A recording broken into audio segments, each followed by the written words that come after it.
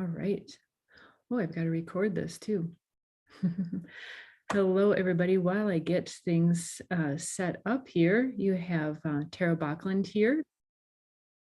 Now we are recording. Hello, everybody. Tara Bachland here with Herbs in Spanglish and with Alberto Carbo or Alberto. and hierbas en español o Spanglish is, well, aquí estoy, Tara Bachland, en español también. Okay, vamos a hacer the Spanglish part of this, right? Yo soy Alberto Carbo. And with this, Herbs in Spanglish is for those who want to learn English, Spanish, es hierbas en español, o en Spanglish es para los que quieren aprender inglés o español, y también de las hierbas. And so if you want to learn about herbs too, this is a great basic way to learn your language skills, culture skills, and about how to take care of you and your family naturally. So here we are again. And glad to be here. We have a very beautiful and basic herb today. Hoy tenemos una hierba muy básica, muy típica, pero muy importante. It's a really important herb that you definitely want to have at home. So which one is that, Alberto? La hierba del día se llama Saúco, or elderberry in English is the herb of the day. And yeah, as Tara was saying, it's exciting because it's, although very common and almost everybody knows about it now, not everyone does, and it's important to talk about even the common things. Aunque el Saúco ya es usado bastante frecuentemente, no todo el mundo la conoce, y tengo la sospecha de que especialmente en Sudamérica, no es tan popular. I have a suspicion that in South America, it's not as widely used as in North America and in Europe, of course. Mm-hmm. And the photos that you're going to see today are going to primarily be of the Niagara version, or actually, I'm getting ahead of myself. Voy a esperar un poquito. Vamos paso a paso. Let's go step by step here. Okay, so first of all, this is not medical advice. These are anecdotes, stories, how these herbs have traditionally been used. Always consult your medical provider on information regarding your particular health. So esto no es consejo médico, estos son historias y experiencias personales basadas en tradición. Consultas con un médico para cualquier preocupación o cambio relacionado a su salud. That was a great test. I hardly ever read Spanish out loud, and it's been weeks, well, really months since I've spoken Spanish. So this is the great test, and this is why we're doing it too, at least for me. I love language, love culture, love learning things. Yo me encanta aprender las cosas de la lengua, culturas, hierbas, salud, and you really learn when you apply, right? And sometimes you just have to do it. Aprendamos, ¿cómo? Aprendemos, ¿sí? Aprendemos, sí. Sí. Cuando hagamos la cosa que otra cosa, que queremos. Queremos, claro, eso es tan simple. Aprender, you have to apply yourself. And so my mistakes, esos errores que estoy haciendo, these mistakes are for you. To just make sure, get out there, just try it, just do it. Pero es un muy buen ejemplo. Si observan a Tara, hay alguien que quiere aprender un idioma, tiene que lanzarse. If you want, Tara is a great example, and because if you want to learn a language, you really have to just, be willing to make mistakes, and that's how you learn. That's the best way. Absolutely. And it can be really fun and funny too. A veces es muy chistoso también las cosas que digas. And so you have to be able to laugh at yourself, but that's going back. It's actually safer to learn a language. It's not necessarily what I'm encouraging you to do with herbs. Do have more precaution with herbs than your language. So there's a little funny reference. Entonces tienes más precaución con las hierbas, con la salud de que la lengua. Well, también las lenguas, las idiomas también. Pero vamos a continuar. Let's keep going. Entonces la planta del día es el Saúco, or elderberry is the plant of the day. Como Tara estaba diciendo, hay varias especies. La más conocida o la oficial es el Sambucus nigra, que es originaria de Europa. So the original or the official species is the Sambucus nigra, originating in Europe. But there is also the Sambucus canadensis, which is found in North America, and the Sambucus peruviana, which is found in South America.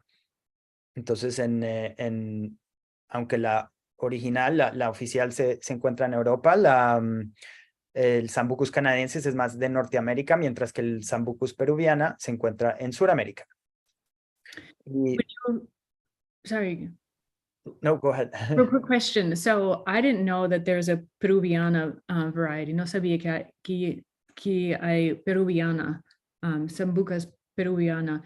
¿Has visto unas fotos? Because we don't have images here of the peruviana. We have either nigra or canadensis because those are more official and more common. Did it look pretty similar? Yeah, it does look pretty similar. Here, I'll show you. Les voy a mostrar.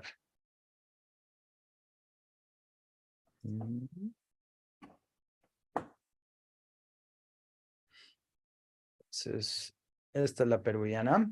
Estas son las flores. These are the flowers. So quite similar to the, we can compare. This is the nigra. So the flowers are maybe finer, tal vez un poco más finas las del nigra, pero son muy parecidas. Y las bayas, the fruit also? Sí, las bayas son... está cargando un momento. Sí, estas son las bayas. Okay. Entonces son bastante parecidas. They're pretty similar.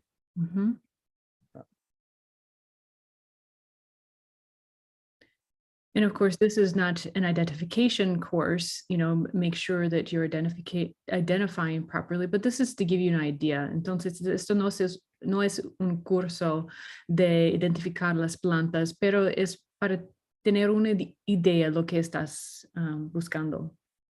Sí, y si comparamos acá con if we compare to the Sambucus nigra,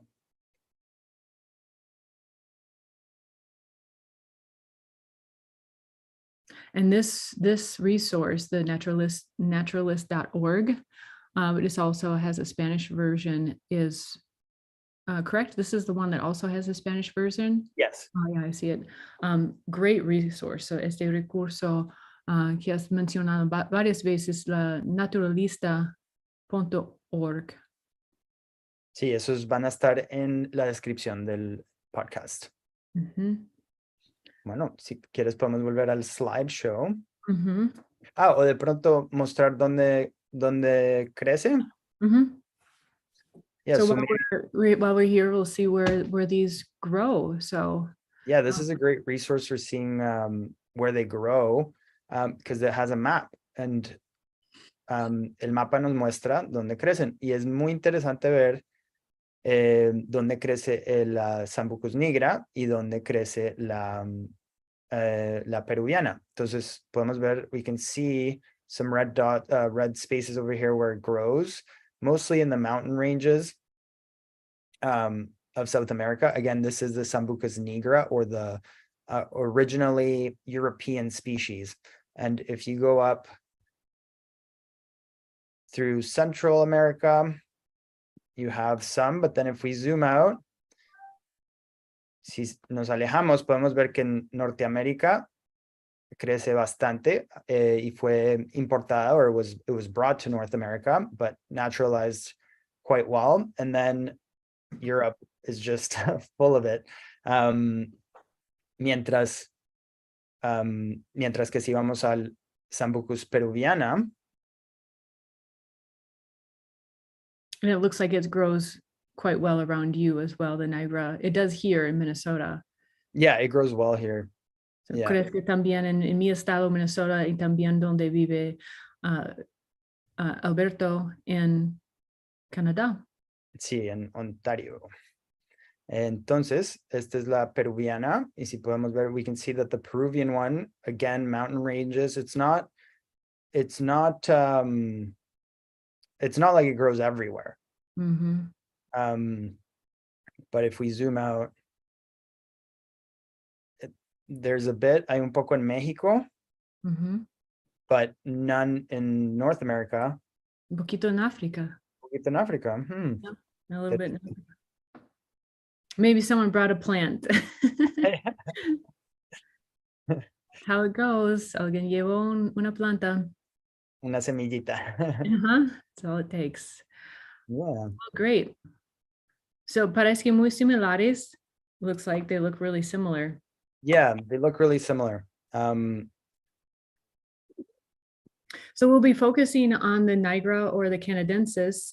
Vamos a enfocar en la nigra o canadensis, but that was just to give you an idea. Obviously, they look really similar. And if you live in Central or South America, look for it yourself. Let us know. Send a picture and contact us. #herbs in Spanglish. So entonces, si vives en América Central o del Sur, mandas una foto o pones una foto con la hashtag herbs in Spanglish. We'd love to see it. Sí, y es importante decir que el uso medicinal, aunque el oficial es el Sambucus nigra, son intercambiables el peruviano y el canadense. So Sambucus canadensis and peruviana are interchangeable with the Sambucus nigra. Wonderful. Thanks for remembering that. So today we're talking about the primary use. You can use the flower as well, but we're going to talk specifically about the berry today. And so know that these uses, they might interchange with the flower, but we're speaking specifically of the berry. So hoy estamos discutiendo, ¿correcto? Sí, discutiendo, hablando acerca de... sobre la baya o the berry, pero también puede usar las flores, pueden usar las flores, pero un poquito, los usos son un poquito diferentes, pero no totalmente por las flores, pero para hacer un podcast muy simple, vamos a enfocar en la baya. So to keep it simple today, we're going to just concentrate on the berry. Is that good? Yeah. Anything else to say? Yeah. Well, I'll just say that there's so much you can learn about one single plant. So especially for beginners, yeah, to focus on the most common use is a good idea. Hay tantos usos para las plantas que especialmente si uno es principiante es bueno enfocarse en solo un uso y aprenderlo bien. There's an herbalist that teaches at the Matthew Wood Institute of Herbalism called Phyllis Light. And she says, you know, to be a great herbalist, you don't have to know hundreds of herbs. You can just know a handful of herbs and how to use it in hundreds or even tens of ways, right? Hay una profesora, una maestra en la Matthew Wood Institute of Herbalism, una escuela online de, ¿es herbalismo? Sí, en español. Herborismo. Y dije que no tienes que conocer 100 hierbas para ser un maestro de hierbas, o no, pero puede conocer solamente 5 o 10 hierbas y saber cómo usar estas 5 o 10 hierbas en muchas veces, maneras. And so this is a great example of that, where elderberry, it will cover so many things. Oops, there we go. Entonces acá tenemos unas bayas, some berries on the left, a la izquierda, and the lungs on the right. Y como pueden ver, se parecen. As you can see, they look alike, and that's what's called the doctrine of signatures.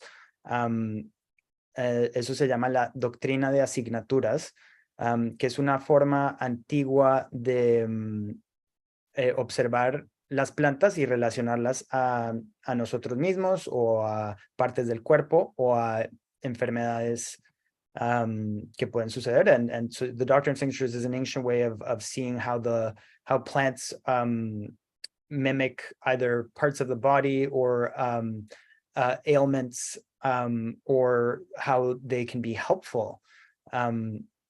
And it's very evident, es súper evidente acá. Es increíble, really. That's the exact word I was thinking of. It's incredible, actually. We actually have an ongoing course at the Matthew Wood Institute of Herbalism that a wonderful teacher, Lee Arnold, teaches. Is free currently, where each month she covers a different herb.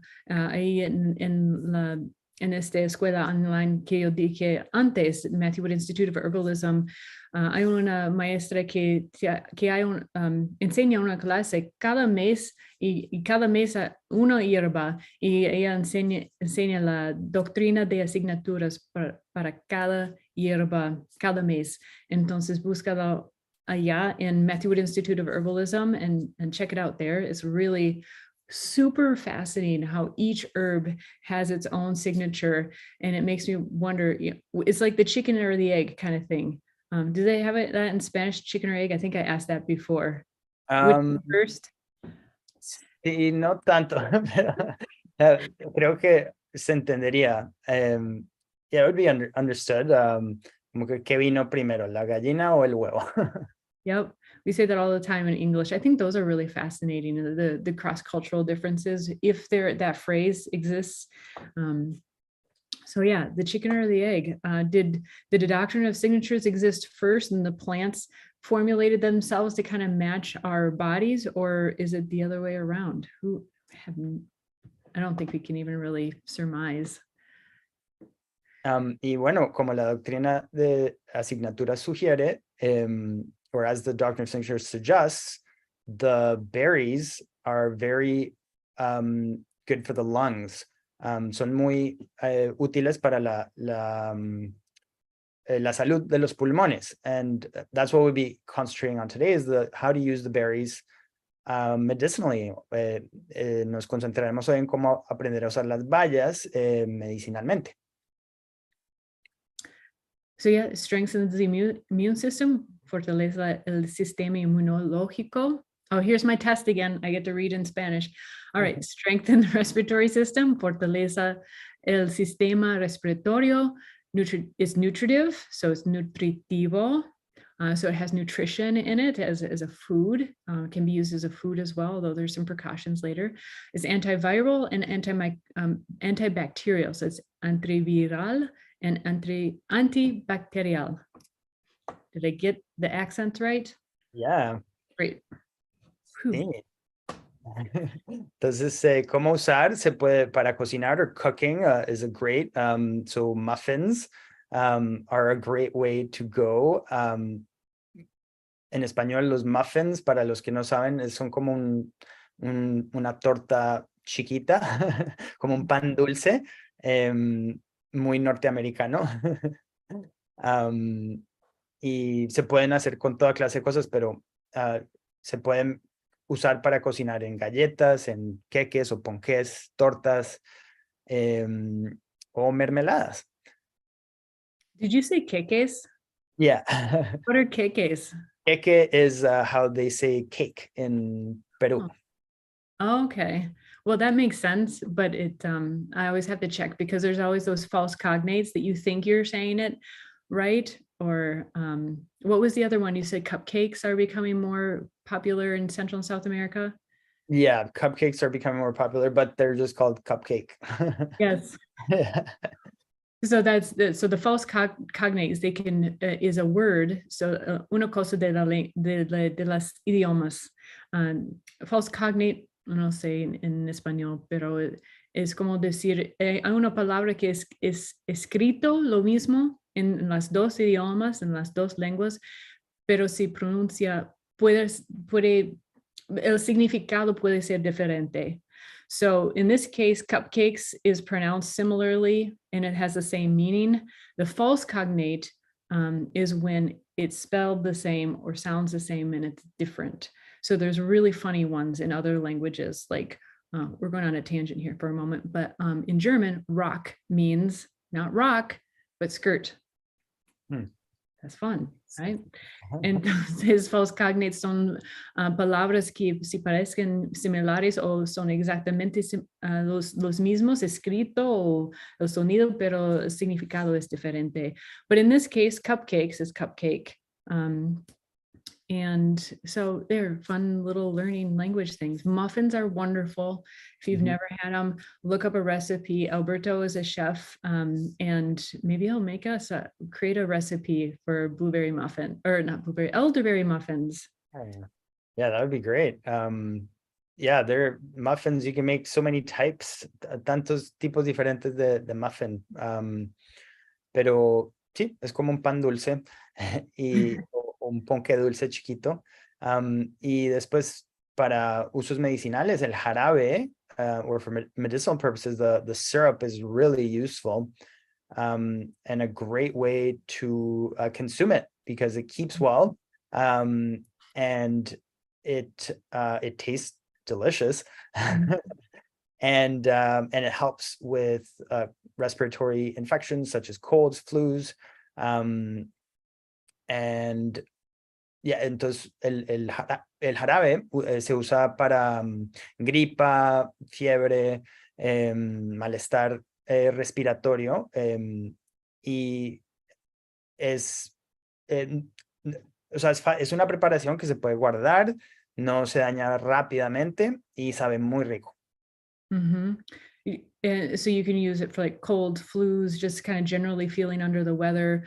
It's something that you can take really regularly. It's not, it's nutritive also. So I'm kind of summarizing what you're saying in English as well. Hay unas hierbas que le gusta más poner o combinar con ese saúco o jarabe de saúco. Is that right? So do you have other herbs that you like to combine with it, either for taste or medicine? Absolutely. For medicinal purposes and taste as well, I like to put cinnamon. You can put cloves. You can put thyme. You could put some rosemary. Usually, I go for like cloves, cinnamon, and thyme. Entonces, normalmente más que todo lo mezclo con tomillo, canela o clavos de olor, y esas tres hierbas también son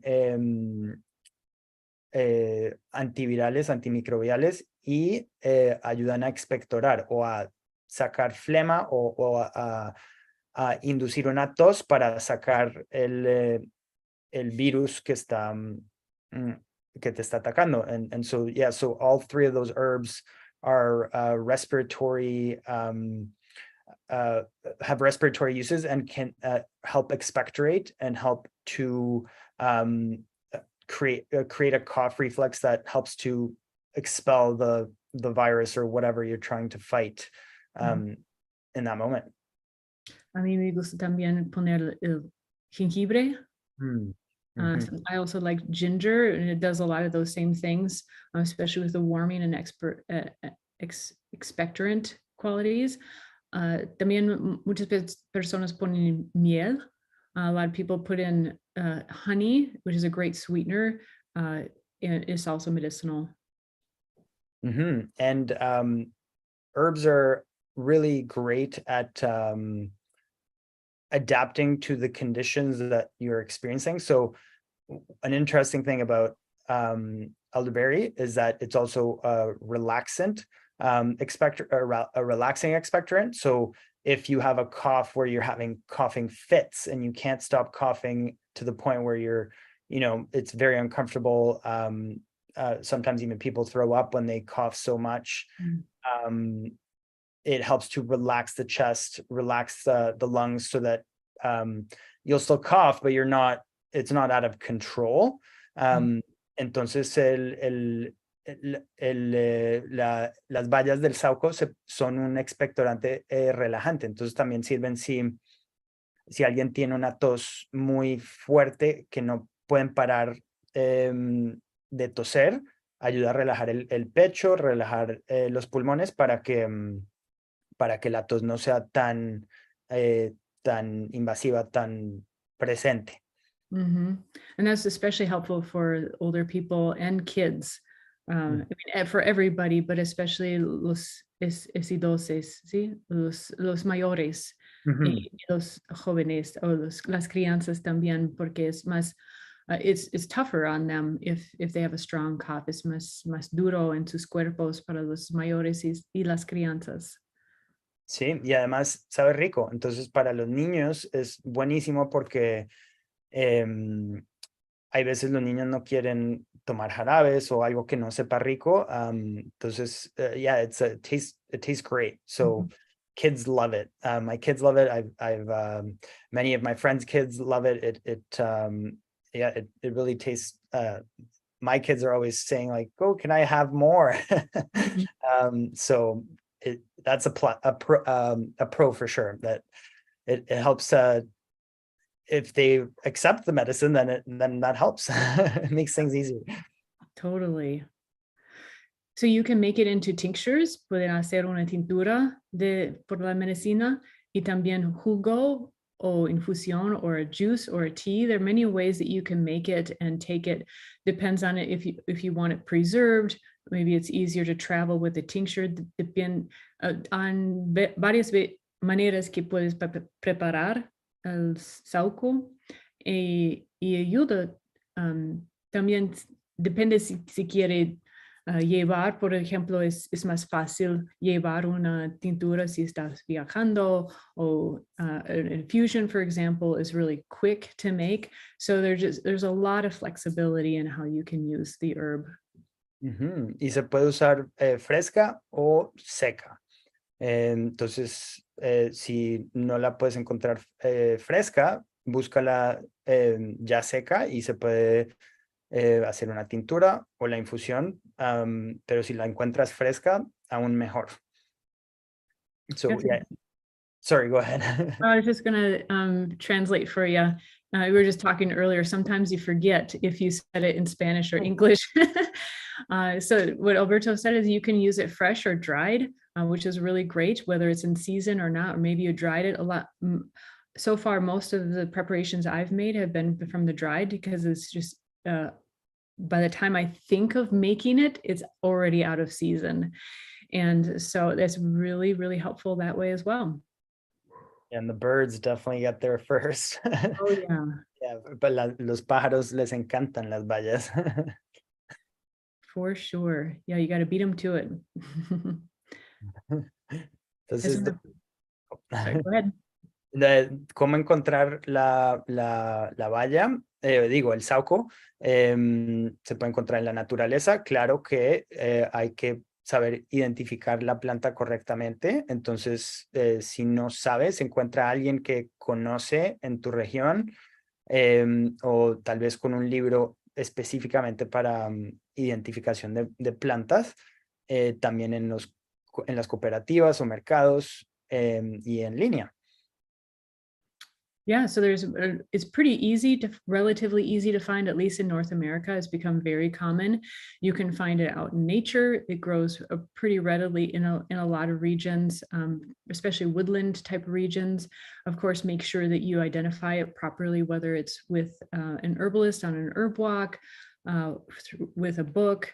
Be very careful to identify it properly. And then a lot of co-ops these days carry it either pre-prepared in some kind of tincture, or you can get it dried in a lot of co-op style markets, and you can find it online. Of course, finding a good vendor that uses clean ingredients is always the key. So look for, you know, you can't always guarantee, even if they say that in the description that it's properly collected, but ask around is a good way. I would say a good resource would be at the Matthew Wood Institute of Herbalism. We have an online community, and you can ask around where people are getting theirs as well.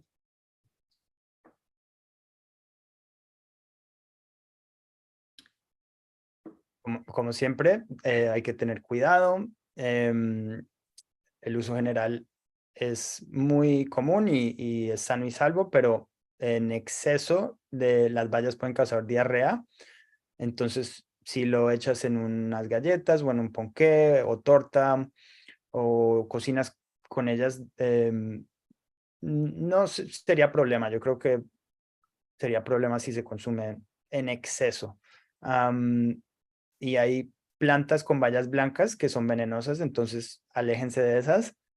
Y siempre asegúrate de hablar con tu doctor antes de usar cualquier planta medicinal. Exactly. So it's generally very safe to use. Like it can be used as food, medicine. So, but having too many berries can cause diarrhea, and make sure proper identification is really important.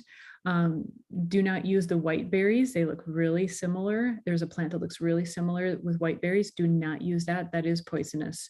And of course, always check in with your trusted medical provider if you have condition, if you're wondering if this is right for you. It's generally very safe. Alberto, you say your kids like will ask for more. Have you ever encountered them having too much in particular and getting the diarrhea issues? Never. I think it would have to be quite excessive to do that. Yeah, my kids, they take the syrup on a daily basis. But by the way, they just like same myself and my kids take a quarter teaspoon a day. I take a teaspoon every day, sometimes twice a day. And then if I'm sick, then I'll take it. The syrup I'm talking about, then if I'm sick, I'll take the syrup, like 3, 4, sometimes 5 times a day, depending on if I'm having a lot of coughing or a lot of soreness in the throat. And yeah, never have I had an issue with, I think you'd have to, consume, maybe go crazy with the fresh stuff and put it in everything. Yo Which you might not pregunté want a to do. Alberto si sus niños han tomado tanto que how would you say, then they would get diarrhea? How would you say that? Sí, que les da diarrea. Ah. Y dijo que no, que mismo como les gusta mucho del jarabe, que no toman, no, todavía no han tomado tanto que causó diarrea. Is that how you say it? Sí. Okay. I'm waiting for your reaction. Like, did I get it? I thought you were going to keep going. So Oh, okay. yeah, you got it. Great. Sí, y para el jarabe se puede usar, por lo general, yo lo uso para mis hijos, 1/4 de cucharadita por día, y si les da gripa, 1/4 de cucharadita, 3, 4, hay veces 5 veces al día, dependiendo de los síntomas, de la tos, si la garganta está muy dolorosa, y para adultos, se puede usar más como una cucharadita diaria, y si a uno le da gripa, ayuda, se puede usar 3, 4, 5 veces, una cucharadita 3, 4, 5 veces al día. Y sí, y es importante decir también que ayuda a disminuir el tiempo que uno tiene gripa. So it helps to reduce the amount of time that you have a cold. So if you have especially if you use it daily, and then when you get sick, you use a little more, instead of having a cold for a week, you'll probably have it for, a shorter amount of time. So it doesn't mean you won't ever get sick. That can still happen, but it'll help with recovery. And elderberry is one of those fairly rare herbs that actually has a fair amount of studies on it. And so while, traditionally, typically we're telling you stories or traditional uses, you can actually find a fair amount of good studies on elderberry, and that it actually has been helpful in the recent pandemic that we all went through. So la hierba saúco es una de las hierbas más raras en lo que quiero decir es, no han muchas hierbas que han estudiado mucho, como en hacer estudios que quería decir, pero saúco es uno de los que han muchos o varios estudios sobre no solamente el uso, pero el el buen resultado. Ujú. So you can look for those studies. It's pretty amazing. They're pretty incredible. Mm. Sí, históricamente, en el pasado, Charlemagne, en Francia, en el año 800, el rey Charlemagne decretó que el Saúco se debiese sembrar en todos los patios de su reino. So, in 800 CE, Charlemagne decreed that elderberry should be planted in all patios in his kingdom because of how great it was for respiratory infections. Pretty incredible. And it's fascinating when there's these uses, from so long ago and or across the world. So, for example, es muy increíble cuando han los mismos usos o dicas por el mundo entero.